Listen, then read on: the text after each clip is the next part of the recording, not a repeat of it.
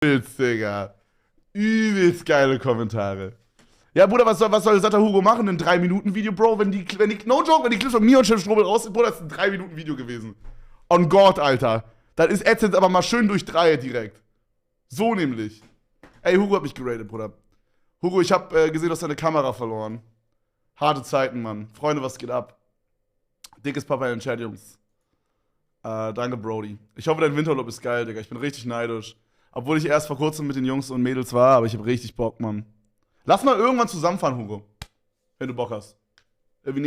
Ich habe überlegt, ob ich nächsten Winterurlaub mir 4 Wochen ein Airbnb hole und dann da auch so ein Streaming-Setup reinknüppel, so auf so Big Brother-mäßig. Checkst du?